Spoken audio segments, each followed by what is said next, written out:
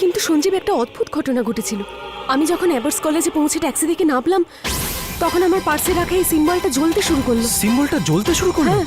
এর মানে নিশ্চয়ই অ্যাবার্টস কলেজে এমন কেউ আছে যার সম্পর্ক এই সিম্বলটার সাথে আছে। যদি অজয় ওখান থেকে চলে গিয়ে থাকে তবে তাহলে নিশ্চয়ই ওই ছেলেটা সেখানে আছে।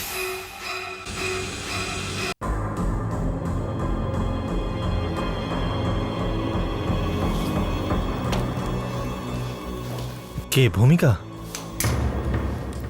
সঞ্জীব,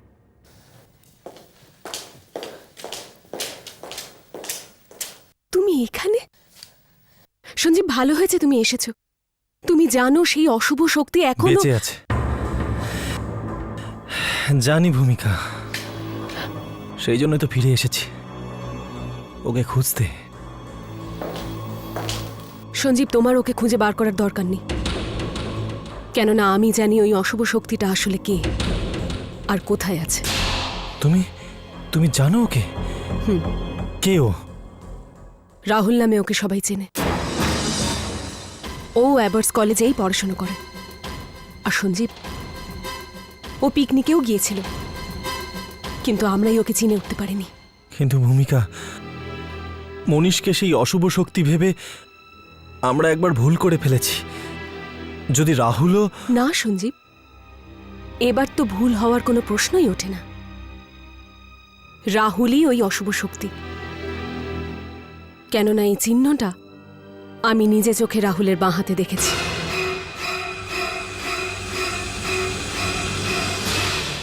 কিন্তু এটা কাকতালীয় তো হতে পারে যে রাহুল ওর হাতে এই চিহ্নটা এমনি হয়তো এঁকে নিয়েছে। না সঞ্জীব, তুমি জানো, যখন এই চিহ্নটাকে আমি রাহুলের কাছে নিয়ে গেলাম, এটা ঠিক সেইভাবেই জ্বলছিল সেদিন যেমন অ্যাবার্স কলেজেও এটা জ্বলছিল।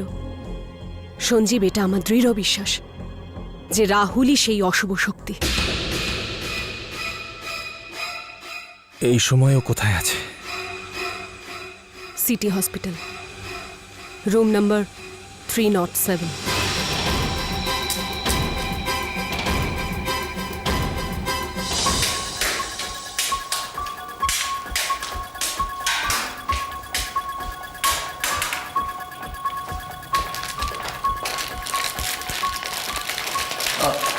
শুনুন। হ্যাঁ বলুন। এটা মানে এই রুমের নম্বরটা কত? 301। আচ্ছা, আর এইদিকে? এদিকে 302। আপনি কোথায় যেতে চান? চলুন আমি আপনাকে পৌঁছে দিই। না না, ধন্যবাদ, আমি চলে যেতে পারবো। Okay. Thank you so much.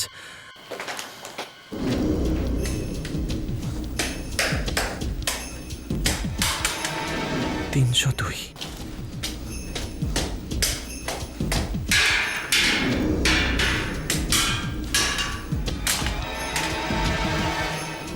তিনশো তিন।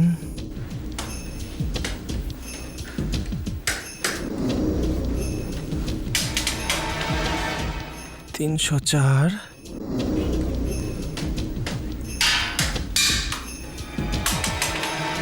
305।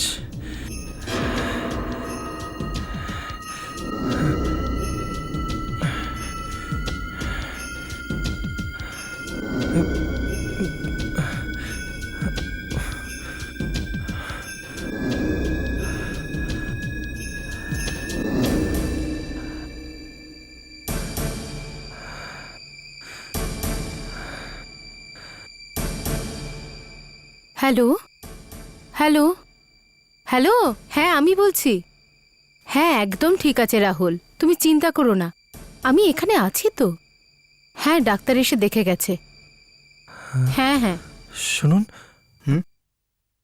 বলছি আশেপাশে কোনো পাবলিক ফোন আছে? ওই সামনেই আছে, আসুন আপনাকে নিয়ে যাচ্ছি। Thank you.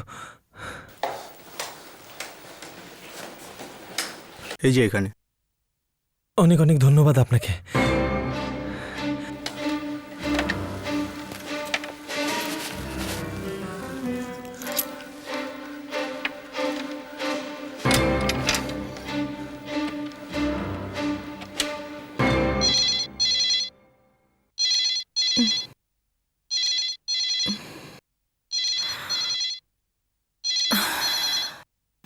Hello hello.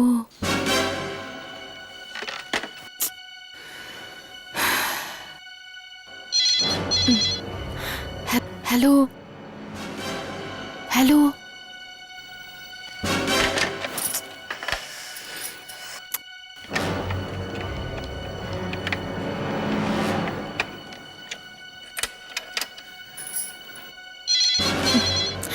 Hello hello উফো হ্যালো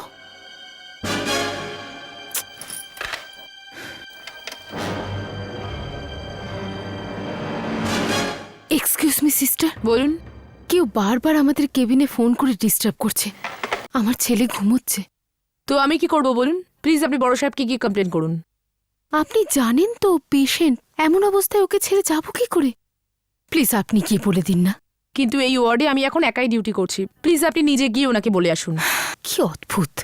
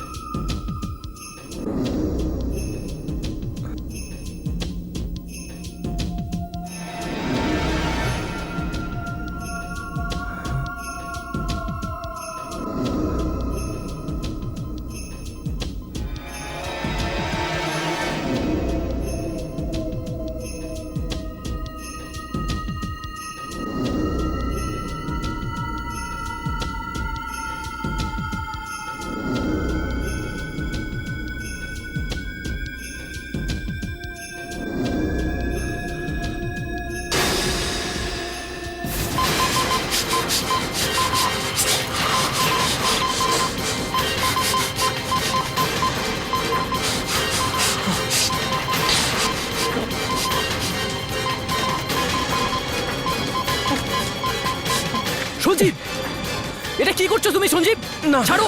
আমি ওকে বাঁচতে দেবো না। ছাড়ো ওকে, ছাড়ো সঞ্জীব। আমি ওকে বাঁচতে দেবো না। না সঞ্জীব, আমি তোমাকে কাউকে হত্যা করতে দেবো না। ছাড়ো তুমি। ছেড়ে দাও আমাকে। ছাড়ো ছেড়ে দাও। সঞ্জীব, তুমি পাগল হয়ে গেছো নাকি? তুমি জানো না ও একটা অশুভ শক্তি। ছেড়ে দাও আমায়। সঞ্জীব, ছেড়ে দাও আমায়। নিজেকে ছেড়ে সামলাও দাও। আমি সঞ্জীব। ওকে শেষ করে দেবো আজকে। শেষ করে দেবো। যান। Thank you.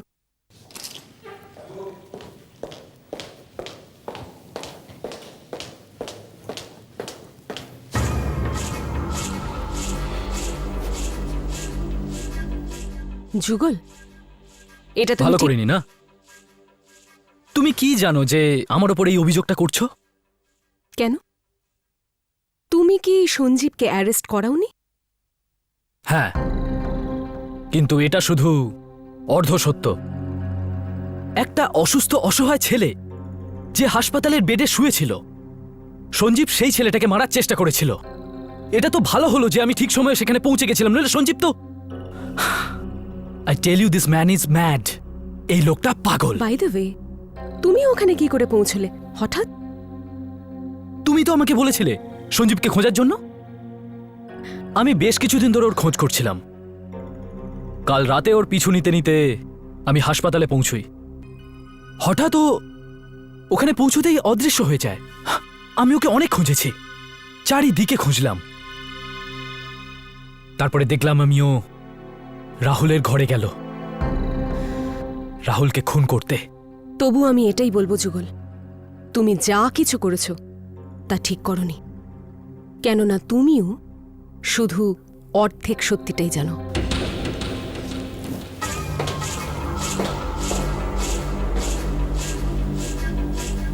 সঞ্জীব, কে? ভূমিকা, তুমি এখানে? হ্যাঁ সঞ্জীব, সঞ্জীব, আমার খুব আফসোস হচ্ছে। ভূমিকা, তোমাকে কোনো রকম কোনো ব্যাপারেই আফসোস করার দরকার নেই। আমার কোনো দুঃখ নেই। আমি যদি মরেও যেতাম তাহলেও আক্ষেপ থাকতো না। শুধু একটা ব্যাপারই দুঃখ রয়ে গেল যে ওই অশুভ শক্তিটা এখনো বেঁচে আছে। যদি আমি ওকে শেষ করে দিতে পারতাম। কিন্তু মনে হচ্ছে ওর মৃত্যু আমার হাতে লেখা ছিল না। সঞ্জীব, কি বলছো? তুমি যদি এইভাবে হার মেনে নাও তাহলে ওকে কে শেষ করবে? আছেন একজন মানুষ। আমার সৌভাগ্য যে আমি ওনার সাথে আগেই আলাপ করেছি। কে সেই মানুষটা? ওনার নাম হলো শান্তনু। শান্তনু? হ্যাঁ ভূমিকা, তোমাকে শান্তনুর আশ্রমে একবার যেতে হবে আর ওনাকে সমস্ত কিছু বলতে হবে। সঞ্জীব, সবকিছু? হ্যাঁ ভূমিকা, বিশেষ করে এই অশুভ শক্তিধারী ওই শিশুটার সম্পর্কে, যে ও কে আর কোথায় থাকে। এই কাজটা তোমায় করতে হবে ভূমিকা, যেভাবেই হোক। ঠিক আছে সঞ্জীব, আমি শান্তনুর সঙ্গে দেখা করব। দেখো ভূমিকা, আমি তোমার উপর বিশ্বাস করছি, ভরসা করছি।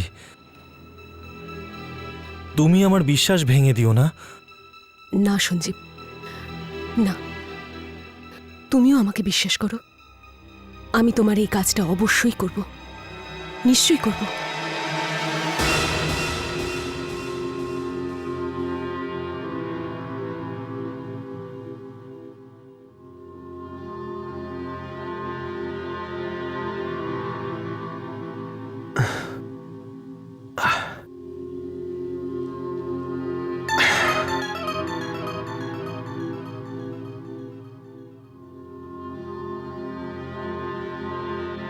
কি ব্যাপার ড্যাড, তুমি এত মনোযোগ দিয়ে পেপারে কি খবর পড়ছো ড্যাড?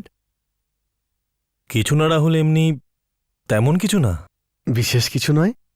আমি অনেকক্ষণ ধরে দেখছি তুমি আর মা আমাকে ভুলে গিয়ে পেপারে মনোযোগ দিয়েছো। কেমন কথা বলছিস রাহুল? তোকে কি ভুলতে পারি আমরা? আরে, তোর জন্যই তো বসে আছি আমরা। কিছু চাই? উহুম। কিন্তু এই পেপারে এমন কিছু নিশ্চয়ই রয়েছে যেটা তোমরা দুজন আমাকে লুকোচ্ছ। কি ড্যাড? রাহুল, এই ছবিটা একবার দেখো। তুমি কি লোকটাকে চেনো? না তো। একটু ভালো করে দেখো, কখনো কোথাও দেখেছো হয়তো। না ড্যাড, আমি তোকে কোনোদিন দেখিনি। কেন, কি করেছে ও? কাল রাতে এই লোকটি তোমাকে মারতে চেয়েছিল। কেউ একজন এসে তোমাকে বাঁচিয়েছে রাহুল, থ্যাঙ্ক গড। এখন কোথায় এই লোকটা? এখন পুলিশ হাজতে। আমি একে জেলের হাজতে ঢুকিয়েই ছাড়ব। আমি তো এই লোকটাকে কোনোদিন দেখিনি। না চেনে, না জানে, না কোনো শত্রুতা। তাহলে তাহলে ও আমাকে কেন মারতে চায়? কোনো ব্যাপার না রাহুল, তুমি এ সমস্ত কথা নিয়ে টেনশন করো না। হবে কোনো এক পাগল। কোনো পাগল লোক এরকম বিহেভ করতে পারে না। অনেক ভেবে চিন্তে ও সব কিছু করেছে। প্রথমে তো বারবার আমাকে ফোন করে বিরক্ত করেছে যাতে আমি এই কেবিন ছেড়ে চলে যাই। তারপর চুপি চুপি ভেতরে ঢুকেছে। ভেবে চিন্তে সবকিছু করেছে ও। পাগল হতে পারে না ও। নিশ্চয়ই ওর এই বিহেভিয়ারের পেছনে কোনো কারণ আছে। ঠিকই বলছো তুমি কার্তিকা। একজন অন্ধ মানুষ এখানে হেঁটে এলো, আমাদের রাহুলকে মারতে চাইল। নিশ্চয়ই এর পেছনে কোনো কারণ আছে। কিন্তু সঞ্জীব তো ওখানে সেই অশুভ শক্তি আর অজয়ের খোঁজে গিয়েছিল। আগে হ্যাঁ গুরুদেব, আর সেই অশুভ শক্তির সন্ধানও ও পেয়ে গিয়েছিল। আমি ওকে সেই অশুভ শক্তির ব্যাপারে বলেছিলাম, আর সেটা শুনে ও তখনই তার কাছে চলে গিয়েছিল। আর ওখানে পৌঁছে ওকে মারার চেষ্টাও করেছিল গুরুদেব, কিন্তু ও অসফল হয় আর ধরা পড়ে যায়। অর্থাৎ সেটাই হয়েছে যে ভয়টা আমি পাচ্ছিলাম। কতবার আমি ওকে বুঝিয়েছিলাম যে তাড়াহুড়ো আর রাগের বশে কোনো ভুল পদক্ষেপ নিও না, কিন্তু গুরুদেব, গুরুদেব, এখন তো আমরা সেই অশুভ শক্তির সন্ধান পেয়ে গেছি, কিন্তু এরপর কি করতে হবে? তুমি চিন্তা করো না ভূমিকা, সব ঠিক হয়ে যাবে। তুমি এই আশ্রমে যত দিন থাকতে চাও থাকতে পারো। এখানে তুমি সম্পূর্ণভাবে সুরক্ষিত। কিন্তু আমার চিন্তা যে হচ্ছে শুধু সঞ্জীবের সুরক্ষার জন্য।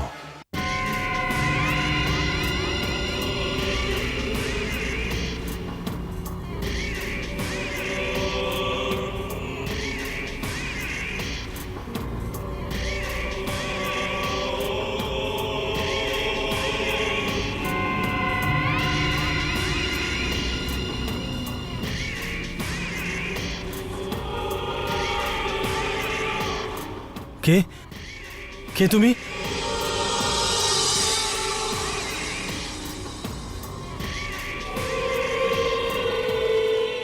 রাহুল, রাহুল নাম আমার। তুমি তুমি এখানে কেন এসেছো? এটাই জানার জন্য যে তুমি আমাকে কেন মারতে চেয়েছিলে। কি অপরাধ ছিল আমার? কি দোষ করেছিলাম আমি? আমি তো তোমাকে চিনিও না পর্যন্ত।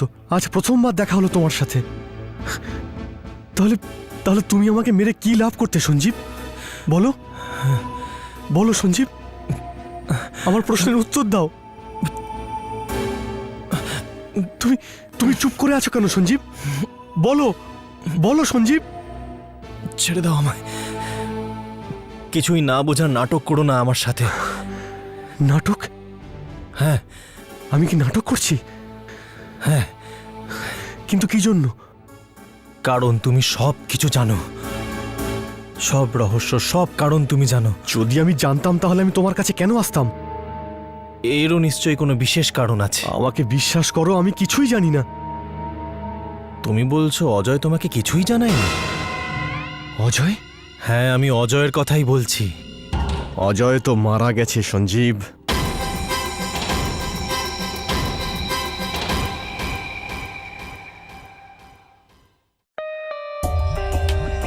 For more updates, subscribe to our channel, click the show links and enjoy watching the videos.